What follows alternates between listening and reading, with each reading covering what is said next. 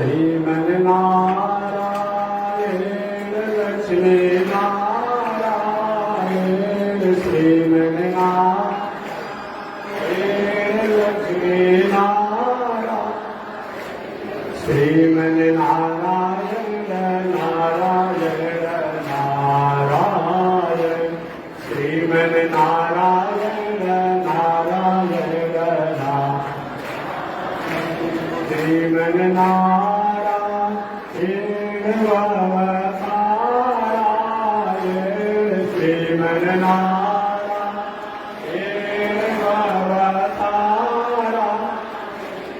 लक्ष्मी नारायण नारायण नारायण श्रीमन्नारायण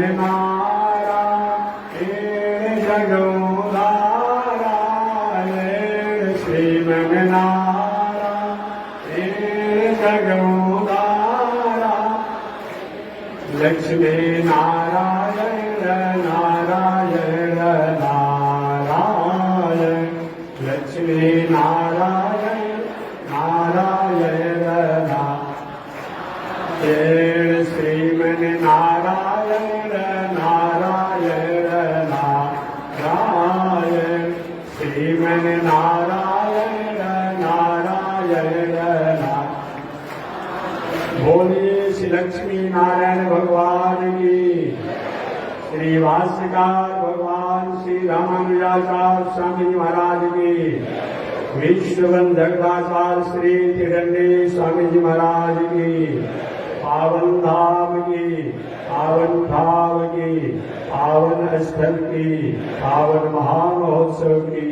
जय जय श्री सीताराम, जय जय श्री राधेश्याम, जय जय श्री श्रीमन्नारायण। हरि ओम। शांति शांति शांति। अनंताचार्य कृपया वेदांत द्वयपारगम रामकृष्णामृषभक्त विश्वक्षेण मुनिं भजे। काषायं यज्ञसूत्रं शुचिव पुषितधा चौर्वपुण्ड्रं च वाले। यस्यास्ते दक्षहस्ते कलिकुमतिगिरीन्द्रेन्द्रवज्रं त्रिदण्डम्। संसाराग्नि प्रशान्त्यै, संसाराग्नि प्रशान्त्यै धृतजलममलं दारुपात्रं पवित्रम्। श्रीविश्वक्सेन सूरे पदकमलयुग श्रेयसे संस्मरामि। बीच में जो माताएं बैठा दीजिए, खड़ा मत होकर। देखिए जो शास्त्र उधर जो पंडाल में कहीं को खड़ा मत होगे। जो पंडाल में बैठे हैं वो बता दें उनको खड़ा नहीं होना है। परमाराध्य श्री लक्ष्मी नारायण भगवान नित्य वंदनीय पूज्य गुरुदेव श्री तिरंगी स्वामी जी महाराज के जुगल चरणों में कोटिशः नमन। भगवत भागवत आचार्य कैंकर्य पारायण महानुभाव। आज गुरु पूर्णिमा महामहोत्सव है। विश्व का सबसे व्यापक अगर कोई महोत्सव है उसका नाम है गुरु पूर्णिमा महामहोत्सव। पूजा पाठ में भेद हो सकता है, अंतर हो सकता है। कोई राम को मानता है, कोई कृष्ण को मानता है, कोई वामन को मानता है, कोई नरसिंह को मानता है, कोई परशुराम जी को मानता है, कोई बराह को मानता है, कोई हनुमान को मानता है, कोई दुर्गा को मानता है, कोई काली को मानता है, कोई शिव को मानता है। लेकिन गुरु तत्व पर सबका ऐक्यमत है। इसमें सब लोग इस गुरु तत्व को मानते हैं। भले वो मंदिर को, देवी को, देवता को नहीं मानता हो, वेद को, शास्त्र को नहीं मानता हो, लेकिन गुरु को जरूर मानता है। ऐसा जो व्यापक गुरु पूर्णिमा महामहोत्सव है। वस्तुतः यह व्यास जी महाराज का जयंती महामहोत्सव है। व्यास जी आज ही के दिन इस पावन धाराधाम पर जन्म लिए थे, प्रकट हुए थे। तो उनकी जयंती महोत्सव को हम लोग व्यास महोत्सव या व्यास पीठ महोत्सव या गुरु पूर्णिमा महोत्सव के नामों से जाना जाता है। महर्षि वेदव्यास जी ने हम संसार के लोगों के लिए जो उपकार किया है, उनके उपकारों को याद करके हम उनका उत्सव महोत्सव मनाते हैं। व्यास जी ने अगर वेद उपनिषद इतिहास पुराण की रचना नहीं की होते तो आज समाज के लोग आपस में कितने टकराते कि प्राय एक दूसरे से टकरा करके ही अपने जीवन और पहचान को भूल जाते हैं। व्यास जी ने मानव मात्र को एक गोदान पर एक जगह समेटने का काम किया है, बटोरने का काम किया है, संग्रह करने का काम किया है। कहा कि हे दुनिया में रहने वाले लोग, चाहे कोई भी हो, वह निश्चित रूप में भक्ति कर सकता है। और भक्ति का ही ग्रंथ तो श्रीमद् भागवत महापुराण है। श्रीमद् भागवत महापुराण के द्वारा भक्ति करने का हमें प्रेरणा प्राप्त होता है। ये व्यास जी की उपकार ही है। लेकिन मैंने कहा था कि आज से 1000 वर्ष पहले समाज में क्या विषम परिस्थितियां होंगी आप जानते होंगे। मैंने निवेदन किया था कुछ दिन पहले कि कहीं कोई कुआं में कोई ऐसा व्यक्ति थूक देता और उसको कोई पानी पी लेता तो उस व्यक्ति को अलग समाज से कर दिया जाता। परिस्थितियों में अगर हम कहीं किसी कारण से हों, वह विषम और विसंगतियां नहीं होनी चाहिए, लेकिन एक काल होगा, एक समय होगा जो कि उस परिस्थिति में लोगों को ऐसा कर दिया गया है। परंतु हमारे व्यास जी महाराज ने कहा कि नहीं, चाहे मानव मात्र हो, अपना खान पान रहन सहन उठन बैठन बोल चाल अगर पवित्र करता है तो सबको परमात्मा की भक्ति करने का और सबको शरणागति करने का, सबको पूजा करने का अधिकार होता है। ये अधिकार अगर किसी ने दिया है तो महर्षि वेदव्यास जी ने दिया है। इसीलिए व्यास जी महाराज का हम लोग जयंती महोत्सव मनाते हैं, गुरु पूर्णिमा महोत्सव मनाते हैं और गुरुओं द्वारा जो व्यास जी के संदेश को समाज में प्रेरणा दिया जाता है, इसीलिए अपने अपने गुरुओं का भी गुरु पूर्णिमा महामहोत्सव हम लोग मनाते हैं। चलिए मैं अपने प्रसंग पर चल रहा हूं। मेरा विषय नैमिषारण्य का पावन क्षेत्र है। आप इसमें खड़ा मत है भाई, छोड़ दीजिए रास्ता छोड़ करके और आप अपने में बैठिए। छोड़िए भीड़ करके रास्ता किनारे छोड़ दिए, बैठने दीजिए। जहाँ बैठने जिसको जहाँ बैठना है बैठने दीजिए, पर रास्ता छोड़ दीजिए। आप खड़ा मत अभी बैठिए, अभी बैठिए। हाँ, तो मैं निवेदन करना चाह रहा हूं कि आज से लगभग 6000 वर्ष पहले कलयुग प्रारंभ होने वाला था। द्वापर युग समापन की तरफ था। महर्षि वेदव्यास जी इस संसार में जन्म लिए। भगवान श्री कृष्ण भी उसी अवसर के संसार में जन्म लिए। पांडव लगभग उसी समय कालीन है। ऐसे महर्षि वेदव्यास जी महाराज ने संसार और समाज को मंगल करने के लिए, कल्याण करने के लिए, उद्धार करने के लिए बहुत बड़ा उपकार किया। महर्षि वेदव्यास जी के द्वारा जो रचना किया गया है उसी को श्रीमद् भागवत जाकर उस साइड से जाकर अपने प्रसाद पानी पीजिए। वहां यहाँ नहीं, उधर जाकर बताना मतलब पूछ लीजिए जगसिंह जी गुरुओं से। महर्षि वेदव्यास जी के ग्रंथों को श्रीमद् भागवत महापुराण के नामों से जाना जाता है। व्यास जी के शिष्य श्री सूत जी महाराज है। नैमिषारण्य का पावन क्षेत्र 88,000 संत महात्मा की पावन उपस्थिति। व्यासपीठ पर व्यास जी के शिष्य सूत जी महाराज बैठे हुए हैं। आयोजन की अगुवाई करने वाले, अध्यक्षता करने वाले श्री सौनक जी महाराज हैं। सौनक जी ने सूत जी से पूछा कि हे सूत जी, मानव के कल्याण के लिए सरल और सहज साधन क्या है? इन सरल और सहज साधन के द्वारा हमें श्रम कम करना पड़े, हमें धन कम लगाना पड़े, मन बुद्धि कम लगाना पड़े, और सुकृत पूर्ण उतना ही हो, लाभ उतना ही हो जो सत्युग में योग समाधि साधना द्वारा फल प्राप्त होता है। ऐसा कोई उपाय है? ऋषियों ने कहा है। मैं आप लोगों को वही कथा सुनाऊंगा जिस कथा को एक समय सुखदेव जी ने राजा परीक्षित को सुनाई थी। मैं आप लोग को वही कथा सुनाऊंगा जिस कथा को एक समय नारद जी ने भक्ति के पुत्र ज्ञान वैराग को स्वस्थ करने के लिए अपने बड़े भैया सनक सनंदन सनातन सुरत कुमार से सुनी थी। मैं आप लोगों को वही कथा सुनाऊंगा जिस कथा को एक समय धुंधकारी अपने अपने छोटे भाई गोकर्ण जी से सुन करके और अपना उद्धार, अपना कल्याण किया। सनक इसलिए का महाराज धुंधकारी कौन था? मैंने सुना है धुंधकारी तो प्रेत बन गया।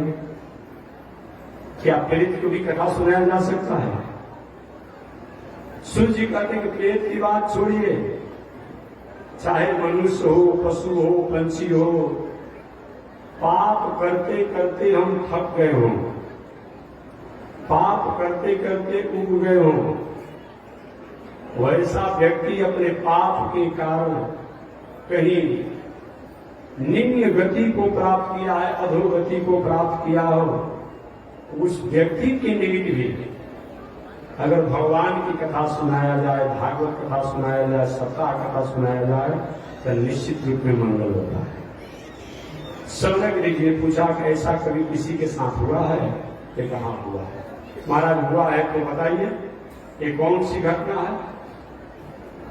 तो सूर्य जी ने कहा कि प्राचीन काल में धुंधकारी एक बहुत बड़ा प्रेतात्मा था और उसके निमित्त उनके भाई द्वारा भागवत कथा सुनाया गया, जिससे धुंधकारी का उद्धार हो गया। महाराज इस कथा को आप विस्तार से सुनाइए, तो मैं भी इस कथा को अपने नियत समय में और संक्षिप्त में आपको निवेदन करूंगा। हमेशा मैं निवेदन करता हूं, व्यक्ति बड़ा है, मानव बड़ा है, लेकिन मानव में मानवता नहीं है, व्यक्ति में व्यक्तित्व नहीं है। तो व्यक्तित्व कहला सकता है, लेकिन व्यक्तित्व नहीं होने के कारण मूल रूप में व्यक्ति नहीं कहलाता है। जैसे अभी आप अपने फोर व्हीलर गाड़ी से आए, कोई मोटरसाइकिल से, कोई फोर व्हीलर गाड़ी से आया है, वो स्कूटर, मोटरसाइकिल, फोर व्हीलर गाड़ी, कार भी कहलाएगा, लेकिन कहीं उसकी चलने की शक्ति अगर सीज हो जाए, पावर सीज हो जाए, जो गति रफ्तार में चलती है, तो गाड़ी तो कहलाएगा, लेकिन गाड़ी द्वारा हम यात्रा नहीं करेंगे। हमें संसार में जन्म लिए हैं, हम मनुष्य हैं, हम मानव हैं, हम मानव और मनुष्य कहलाएंगे, लेकिन हमारे में अगर मनुष्यता नहीं रहेगी तो मनुष्य होने के बाद भी हम मनुष्य कहलाने का अधिकार नहीं होगा। वही हाल है, धुंधकारी के पास सब कुछ था लेकिन व्यक्तित्व नहीं था। आगे शौनक ऋषि ने कहा, महाराज उसने व्यक्तित्व का सही में पहले से खो दिया या किसी संगत से खो गया। कभी कभी अच्छे लोग भी उस समय में हंस करके जीवन को अस्त व्यस्त कर देते हैं, और कभी कभी बुरे लोग भी अच्छे संगत में आकर के जीवन को सुधार लेते हैं। पैखाना का कीटाणु, पैखाना का कीड़ा जो पैखाना में चलता है, कहीं गलती से कमल के फूल या गुलाब के फूल पर चलते चलते चढ़ जाए और उसके फफोड़ियों में जाकर के बैठ जाए, और कोई पुष्प को तोड़ करके कहीं शंकर जी के मंदिर पर चढ़ा देता है, पिंडी पर चढ़ा देता है, काली जी पर चढ़ा देता है, तो चढ़ गया कि नहीं चढ़ गया। तो कभी कभी अच्छे संगत के कारण बुरे आदमी भी ऊंचाई तक पहुंच जाता है, और कभी कभी गलत लोगों के संगत के कारण अच्छा आदमी भी गर्त में गिर जाता है। यही हुआ धुंधकारी के साथ। वह धुंधकारी कौन था ये बताना नहीं, आप सभी लोग माता जी बाबू को बालक को लेकर घुमा दो, ले जाइए बाबू, उस बालक के घुमा देने के बाबू पीछे ले जाओ, बैठाओ। आप जानते होंगे धुंधकारी केवल कुसंग में आकर के अपने जीवन को समाप्त कर लिया। इतना वह कुसंग में आया, ऐसा कुसंग में आया, उसके जीवन की दशा और दिशा दोनों बदल गई। ऐसे नाम में उसका धुंधकारी। धुंधकारी का अर्थ ही होता है जो अज्ञानता से, अविवेक से, अस्मिता से, असौहार्द से, असहनता से, अमानवता से जीवन जी रहा हो, उसी का नाम है धुंधकारी। या धुंधकारी का मतलब जो हमेशा अनीति, अन्याय, अधर्म के पद पर अपने जीवन को जीता हो, उसको धुंधकारी कहते हैं। आगे सूची कहते हैं, जे मानवा पाप कृतस्तु सर्वदा सदा दुराचार रता विमार्गगा क्रोधाग्निदग्धा कुटिलाश्च कामिना सप्ताह यज्ञे न कलो पुनन्ति। जे मानवा, जो मनुष्य, अब देखिए यहां पर किसी एक जात की बात नहीं, किसी एक देश की बात नहीं, किसी एक संप्रदाय की बात नहीं। जे मानवा, जो मनुष्य पाप कृतस्तु सर्वदा, रात दिन पाप में ही डूबा हुआ हो, सदा दुराचार रता विमार्गा, रात दिन दुराचार के मार्ग में ही वह सुबह से शाम डूबा हुआ हो, क्रोधाग्नि दग्धा, क्रोध की अग्नि में हमेशा जलता हो, कुटिलाश्च कामिना, कुटिल स्वभाव का हो, कामी स्वभाव का हो, उसके निमित्त भी भागवत कथा सुनाया जाए, भगवान की कथा सुनाया जाए तो निश्चित रूप में मंगल होता है। आगे सूजी कहते हैं, हे सौनक ऋषि जी, इसके बारे में एक मैं आपको प्राचीन कथा सुना रहा हूं। प्राचीन काल में एक तुंगभद्रा नदी के पावन तट पर पूतम नाम का नगर था। तुंगभद्रा नदी का मतलब क्या होता है? नाम तो नदी का तुंगभद्रा नदी के पावन तट पर। तुंगभद्रा है क्या चीज? हमारा और आपका ये शरीर जो है ये भी तुंगभद्रा है। तुंगभद्रा का मतलब तुंग माने शीघ्र और भद्र माने कल्याण। तुंग माने शीघ्र और भद्र माने कल्याण। ये मानव शरीर एक ऐसा शरीर है जो प्रमोशन का शरीर है, और बाकी दुनिया में जो भी शरीर है वो भोग शरीर है, वो डिमोशन का शरीर है। इसलिए इस मानव शरीर को तुंगभद्रा कहा गया है। जैसे नदी में जल बहते हैं, इसलिए भी भक्ति ज्ञान वैराग की धार बहती रहती है। यह मानव शरीर भी तुंगभद्रा नदी है। तो प्राचीन काल में कनौज देश में तुंगभद्रा नदी के पावन तट पर एक बहुत बड़े यशस्वी, ज्ञानी, विद्वान, सदाचारी, धनवान, वैभववान, ऐश्वर्यवान ब्राह्मण रहते थे। देखिए कभी कभी होता है कोई विद्वान होता है तो धनवान नहीं, कोई धनवान होता है तो विद्वान नहीं, और कोई विद्वान धनवान होता है तो सदाचार नहीं, और कोई सदाचार विद्वान धनवान होता है तो वैभव वाला नहीं होता है, दानी नहीं होता है, तपस्वी नहीं होता है, त्यागी नहीं होता है। लेकिन वह तुंगभद्रा नदी के पावन तट पर निवास करने वाले जो ब्राह्मण थे, जिनका नाम था आत्मदेव। आत्मदेव का मतलब हमारा आपका, ये भीतर जो आत्मा जो है यह आत्मदेव है। हमारे आपके भीतर जो है आत्मा ही द्वारा हम शरीर का डिमोशन और प्रमोशन करते हैं। इसलिए वेदांत दर्शन में निवेदन किया गया है कि आत्मा, एक बार मैं जब अपने स्टूडेंट लाइफ में थे तो कॉलेज में मैं पढ़ता था, तो उस समय भारतवर्ष के 4 संतों का अच्छा नाम था। एक संत कौन है? जो हमारे जिनके अभी आप गुरु पूर्णिमा महोत्सव में सम्मिलित हैं, पूज्य गुरुदेव श्री केदारवी स्वामी जी महाराज, जो पुराने लोग हैं वे उनको देखे होंगे। देखने के बाद बहुत लोग नाभि सरक जाता था। एक बार जब फटकार लगाते तो अच्छे अच्छे संत महात्मा लोग कि खाम पीछे लेकर भाग जाते थे। हम लोग ने तो साथे रहे तो देखे हैं, आज तो बात अलग है।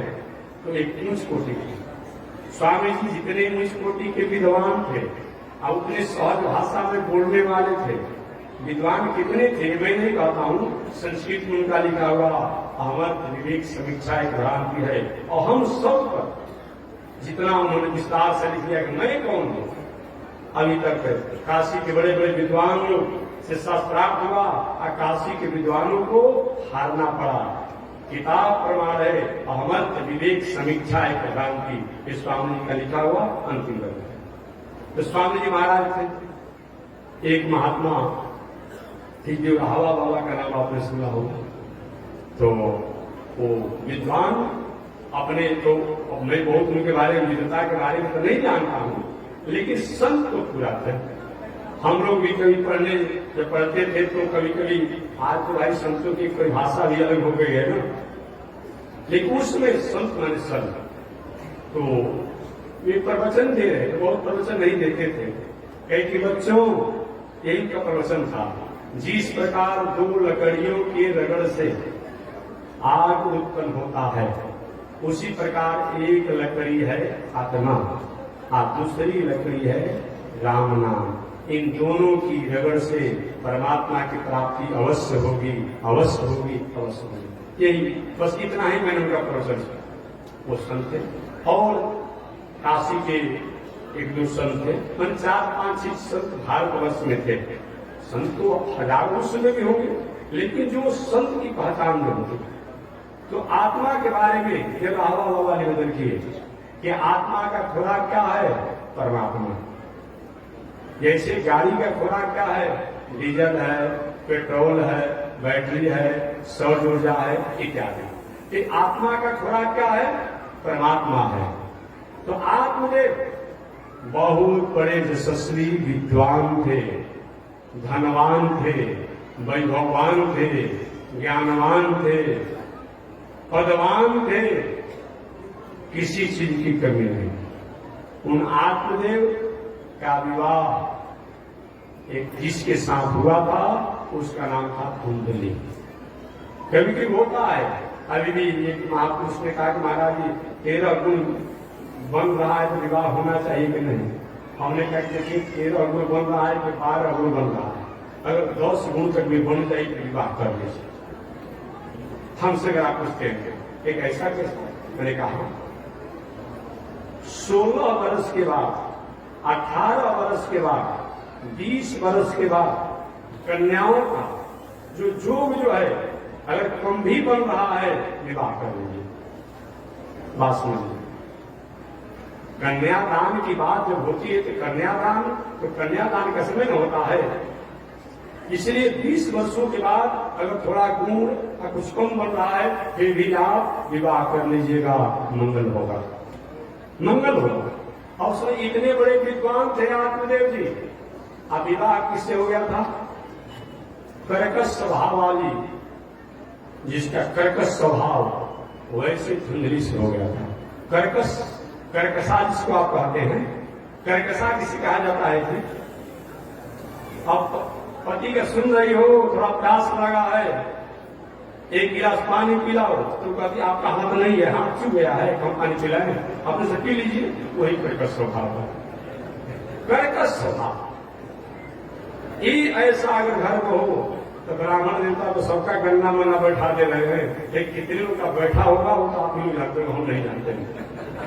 कितने महानुभाव बैठे हुए हैं कि 36 गुण से लेकर 56 गुण तक में लोग बना दे रहे हैं, लेकिन कितने लोग का गुण से, कितने पत्नी से या पति से संयोग अच्छा होता होगा वो तो आप लोग के पास निर्णय होगा, ये हमारा विषय नहीं है। लेकिन हमारे समझ से जरूर बुझाता है कि लगभग 25% लोगों का ठीक से चलता होगा, बाकी 75% लोग जय श्री मना नहीं बनता होगा। ठीक है, ब्राह्मण देवता महाराज जी ने बना दिया है, लेकिन बनता नहीं। इतने बड़े विद्वान आत्मदेव जी, उनकी पत्नी धुंधली, ऐसी करके स्वभाव के कोई संत महात्मा को लेकर के अचानक रास्ता में कोई जा रहा है, अतिथि है, यात्री है, जा रहे हैं, महाराज चले, मैं आज मेरे द्वार पर ही आपको भोजन करना है, और लेकर के जा, सुन रही हो, रात का समय हो गया था, कहीं जगह नहीं था, ये महात्मा जी अतिथि आ गए हैं, इनको भोजन बनाकर खिला दो। क्या कहा दी, तुम अपने दामाद को लेकर के आए हो, हम भोजन नहीं बनाएंगे। किसी तरह भोजन होता, बाद में भोजन बनता, खिलाते, यही होता। फिर भी आत्मदेव जी अपना प्रारब्ध मान करके उस पत्नी के साथ रहते थे। आपके साथ भी अगर जीवन में ऐसा होता हो तो भगवान की कृपा मानिएगा। एक काल में 3 मित्र थे। एक मित्र की पत्नी झगड़ालू थी, एक मित्र की पत्नी बहुत बड़ा भक्ता थी, और एक मित्र की पत्नी इस दुनिया से चली गई। तीनों अवस्थाओं में भगवान को आप धन्यवाद दीजिए। अगर पत्नी झगड़ालू हो तभी भगवान को धन्यवाद दीजिए। आप पत्नी कहीं बहुत बड़ा भक्ता हो, भक्ति करने वाली हो, तब भी भगवान को धन्यवाद दीजिए। आप पत्नी की इस दुनिया से चली भी जाए तभी भगवान को धन्यवाद दीजिए। तीनों मित्रों में मैत्री रहती थी। जिनकी पत्नी झगड़ालू थी, दूसरा मित्र से, भाई जी क्या समाचार है? एक भगवान ने हमारे ऊपर बहुत बड़ी कृपा किया है। कौन सी महाराज कृपा हुई है? कहीं की पत्नी इतनी झगड़ालू है, इतनी कर्कश स्वभाव की है, उसके कर्कश स्वभाव के चलते बहुत हम धर्म को समय नहीं दे पाते हैं, और उसके झगड़ालू होने के कारण हम अधिक से अधिक संत महात्मा धर्म और पूजा पाठ परमार्थ और समाज और जनहित में ही अपना जीवन और समय बिताते हैं। इसलिए भगवान ने हमारे ऊपर बहुत बड़ी कृपा की। ऐसा भी अगर जीवन हो घर में, परिवार, बेटा बेटी नाती पोता, अगर ऐसा कोई हो, उस स्थिति में आपको अच्छे काम करने का अवसर प्राप्त हो रहा है, भगवान को नाराज मत होइए, भगवान को धन्यवाद दीजिए। दूसरे मित्र थे, उनकी पत्नी बहुत बड़ा भक्ता थी। एक भगवान ने बहुत बड़ा कृपा किया है। जब मैं कोई पूजा पाठ कुछ करना चाहता हूँ, पहले पूजा की सारी व्यवस्था कर देती है। कोई अतिथि आते हैं तो हमें से पहले भोजन बनाकर तैयार कर देती है, खिला देती है। बहुत बड़ा अच्छा है, भजन भाव करने में बहुत मन लगता है। ऐसा अगर किसी की पत्नी हो तो भगवान को धन्यवाद दीजिए। एक महानुभाव थे, उनकी पत्नी इस दुनिया से चली गई, कि हमें भगवान ने मुक्त कर दिया, बहुत बड़ी कृपा किया है कि पत्नी का झंझट नहीं है, अच्छा काम करने का मौका मिलता है। तीनों परिस्थिति में मुस्कुराते रहिए हमेशा। आत्मदेव जी सब कुछ सब वैभव से संपन्न होने के बाद भी पत्नी कर्कश स्वभाव की है, धुंधली, फिर भी उदास नहीं है, जीवन चल रहा है। समय बीतते चला गया। देखिए, झगड़ालू भी पत्नी हो, अब उसके संबंध से, वैवाहिक मर्यादा से, वंश विस्तार की क्रिया द्वारा एक दो संतान हो जाते हैं तो झगड़ालू होने पर भी माफ हो जाता है। चलो कितना भी झगड़ालू है, लेकिन इसी के द्वारा ना हमारा वंश आगे बढ़ा। आत्मदेव जी विचार किए कि चलो पत्नी तो कर्कश स्वभाव के है, लेकिन एक दो बाल बच्चे हो जाते तो घर में आनंद हो जाता। घर में किलकारी करने वाला, किलकारी खेलने वाला कोई बच्चा नहीं है। बहुत समय तक प्रयास किया गया, जहां जहां जिन लोगों ने कहा वो सभी उपाय किया गया, लेकिन संतान का कोई जोर नहीं बना। कहीं तुलसी के वृक्ष में जल डालते आत्मदेव जी, तुलसी का वृक्ष सूख जाता। कहीं गाय को अपने घर पर रखते, गाय बंध्या हो जाती। ब्राह्मण रास्ते में जा रहे हैं, कहीं के आत्मदेव जी को देख लेते, मुंह मोड़ लेते, इनका मुंह नहीं देखना चाहिए, मन में बड़ी उदासी होती। क्या करें, वृक्ष लगाते, वृक्ष फल ही नहीं देते, मन में बहुत बड़ा उदासी रहता। एक दिन आत्मदेव जी ने विचार किया कि अब पत्नी अच्छी स्वभाव के है नहीं, संतान कोई है नहीं, अब जीवन जीने का क्या मतलब होता है? मर जाते तो अच्छा हो, इस दुनिया से चले जाते तो अच्छा हो। ऐसा विचार कर आत्मदेव जी घर से निकल गए, और घर से निकलकर एक घनघोर जंगल में गए। वहां जाकर के वृक्ष के नीचे बैठ करके सोच रहे थे कैसे मरे। क्या फांसी लगाकर मर जाए, पर्वत से कूद करके मर जाए, वृक्षों से कूद करके मर जाए, पर्वत की चट्टानों से दबकर मर जाए, जल में डूबकर मर जाए, अपने से गला दबाकर मर जाए। एक बात मैं कहना चाहूंगा, कभी भी स्त्री पुरुष को कितना भी संकट समस्या आ जाए, कभी भी हत्या आत्महत्या नहीं करना चाहिए, सुसाइड नहीं करना चाहिए। इससे जीवन का समाधान नहीं होता है। मरने के बाद भी भूत प्रेत बन करके हमें भोगना ही पड़ता है, इससे मुक्ति नहीं होती है। इसलिए ये कभी नहीं करना चाहिए। आप ये सोच रहे कैसे मरे, अब घर को जाने का कोई मतलब नहीं होता है। संयोग से सोच ही रहे थे, कभी तो रो भी रहे हैं, क्या विधाता क्या ब्रह्मा, आपने हमारे साथ क्या किया।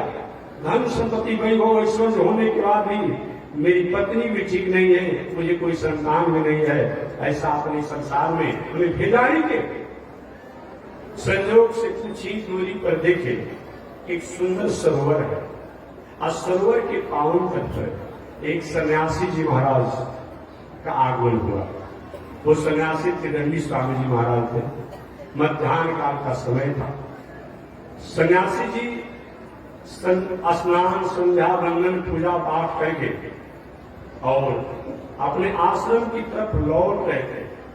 अचानक सन्यासी जी का दृष्टि जो है वृक्ष के नीचे बैठे हुए एक ओजस्वी तेजस्वी ब्राह्मण उन आत्मदेव पर देखकर बड़ी, ये ब्राह्मण को देखने से मालूम पड़ता है ज्ञानी है, इसकी ललाट करती है।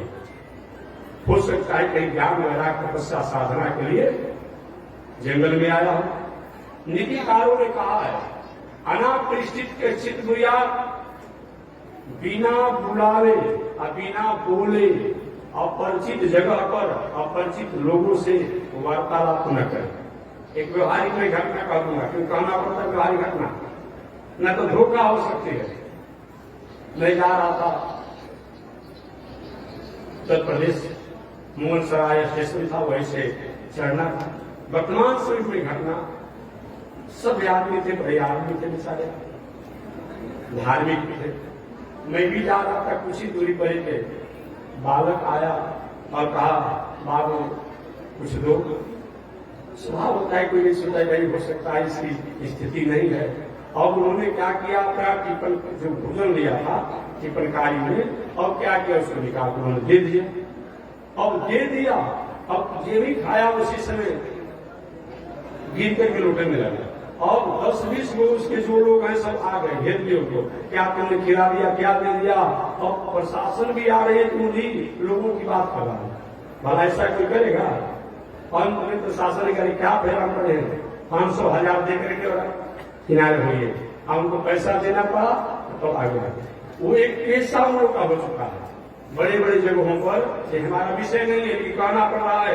आज हमारे देश के होनहार जो बालक हैं, बाहर में प्रदेश में, देश में, विदेश में जाकर के जो अपनी देश की उम्मीद को आगे बढ़ाए हैं, बढ़त आगे बढ़ाए हैं, कोई इंजीनियर बन करके, कोई डॉक्टर बन करके, कोई वैज्ञानिक बन करके, बहुत अच्छी बात है।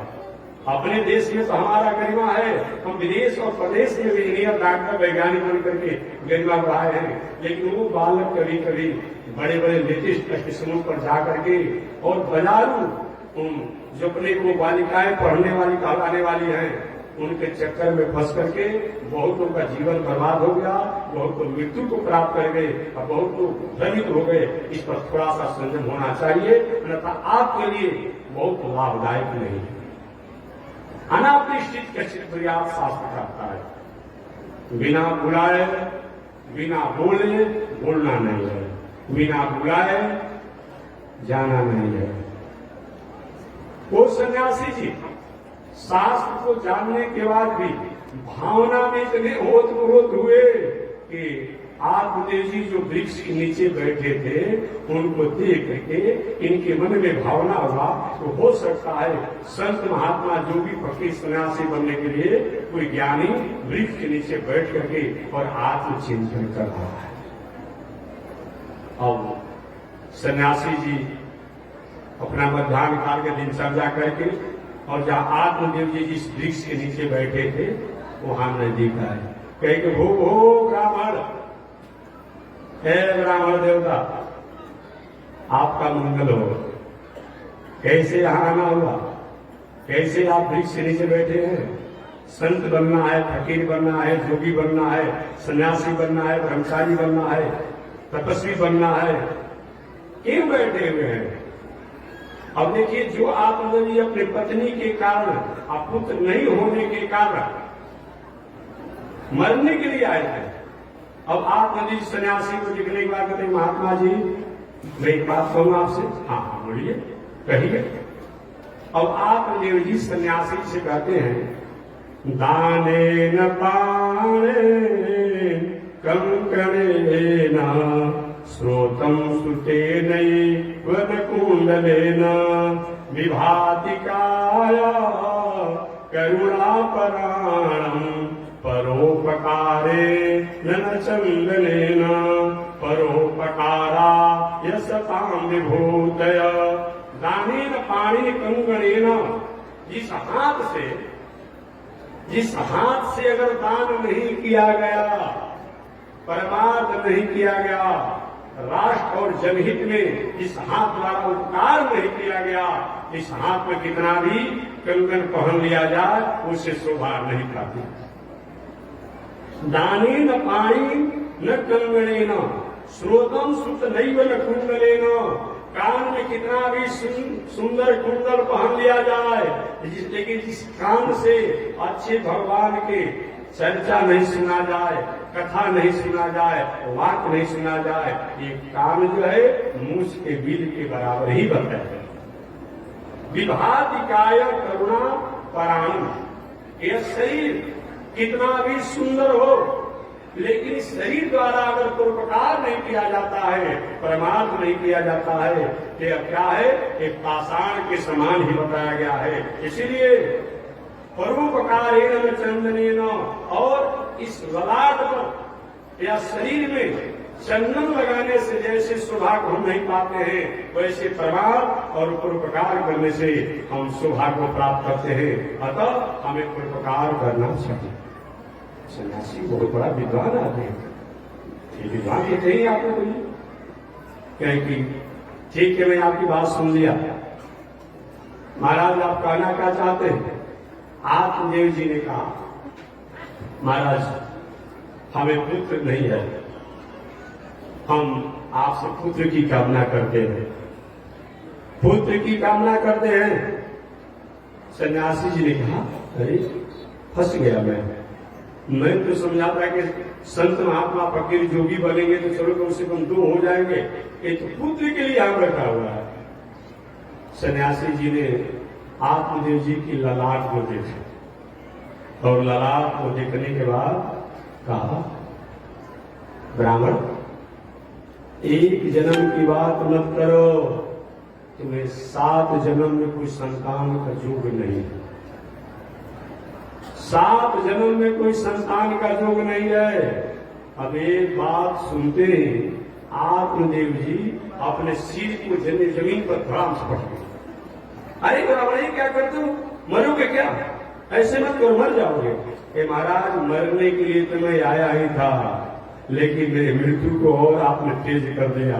मैं तो इस जन्म के लिए रो रहा था और आपने 7 जन्म की बात कर दिया। अब मैं आपके सामने मरूंगा और दूसरे बार इतने जोर से अपने सिर को पटकूंगा पृथ्वी पर, मैं मर जाऊंगा और मरने का पाप जो लगेगा वो आप पर लगेगा।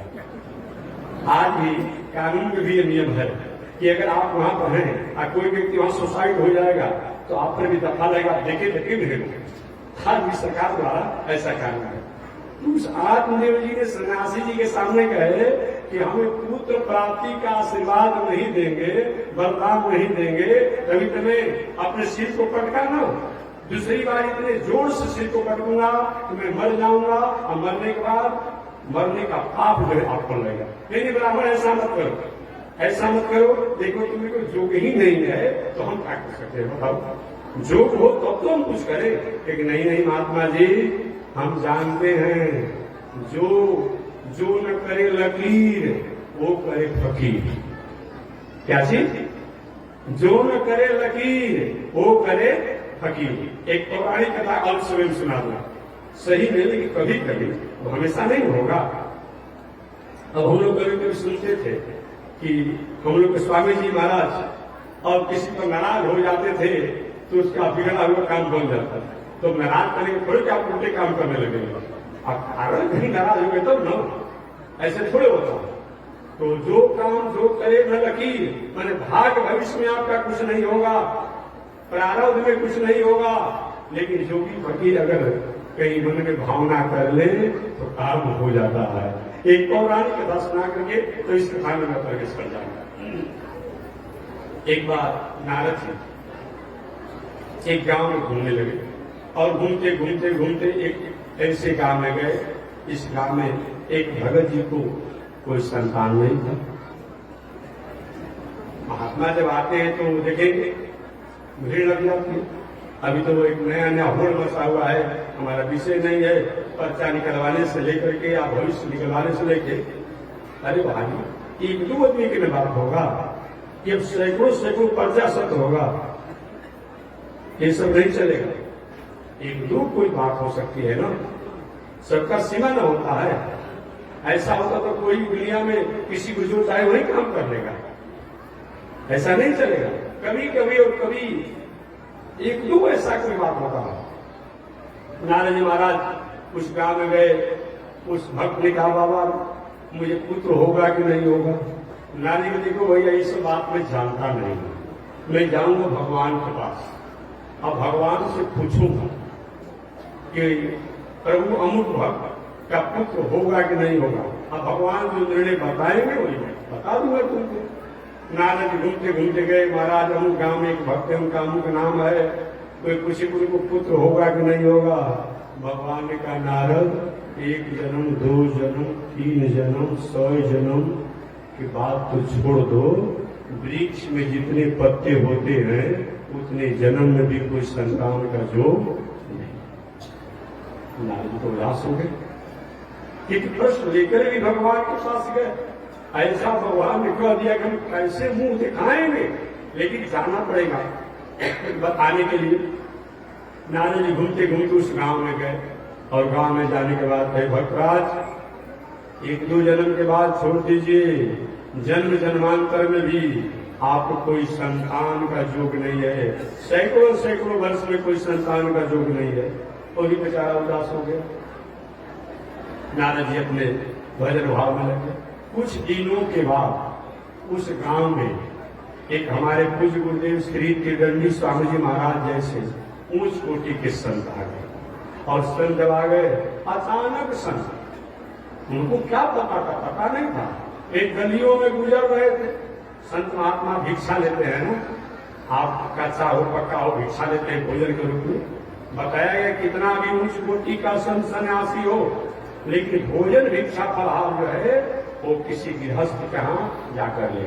गृहस्थ रूपी वैद्य के यहाँ, गृहस्थ रूपी वैद्य के यहाँ भूख रूपी रोग के लिए भोजन रूपी औषधि को और गृहस्थ रूपी डॉक्टर से जाकर के लेना चाहिए। और वो संत उस गांव में घुसे, अचानक 1 रोटी 1 बेटा, 2 रोटी 2 बेटा, 3 रोटी 3 बेटा, 7 रोटी 7। क्या कर हो गया भाई, ये महात्मा 1 रोटी पर 1 बेटा हो जाएगा भिक्षा कराने पर। अब गया अपने पत्नी से, सुन रही हो एक महात्मा आए हैं, गली में घूम रहे हैं, भिक्षा मांग रहे हैं, 1 रोटी 1 रोटी 1 बेटा, 2 रोटी 2 बेटा, तो काहे के 1 रोटी दिया जाए, 7 रोटी बना कर दो, जो होगा सो होगा। ऐसे भी नहीं होगा तो संत की सेवा किया गया, अब हो जाएगा, अच्छी बात है। नारायण तो अधिक नहीं होगा। और उनकी पत्नी ने 7 रोटी बनाया और 7 रोटी बना करके निकला। और मैं कहूँ, लेकिन पहले के जमाना में संत महात्मा गृहस्थ के यहाँ जाकर के भिक्षा मांग कर लेते थे, लेकिन अब वो स्थिति नहीं बन गई है, क्योंकि आपका भी दिनचर्या थोड़ा सा चंचल हो गया है ना। या तो पहले बना हुआ भोजन जाकर भिक्षाम दे मांग के अशुद्ध भोजन ला करके महात्मा को पढ़ा रहा जो करने वाला होता उसको देते। लेकिन अब घर में भोजन शुद्धता से बन नहीं पा रही है, बनाने का तरीका भी शुद्धता नहीं है, इसलिए कच्चा वालों जो है संत महात्मा या फल फूल ले रहे हैं। तो पहले जाकर संत महात्मा के यहाँ भोजन मांग कर खाते थे। और 7 रोटी महात्मा को ले जाकर के भक्तराज ने दिया और सही में समय पाने पर समय समय से भक्त जी को 7 गो पुत्र हो गए। अब समझिए 7 पुत्र हुआ। जो नारद जी कहते थे कि 1 जन्म नहीं 2 जन्म नहीं, वृक्ष में जितने पत्ते होते हैं उतने जन्म तक कोई संतान का युग नहीं है। घूमते घूमते नारद जी पुरुष गांव में आ गए और आए तो अचानक उस भक्त से भेंट हुई। कहे महाराज जी आपने तो कहा था कि 1 जन्म 2 जन्म के बाद छोड़िए, इस सैकड़ों सैकड़ों जन्म में कोई संतान नहीं होगा।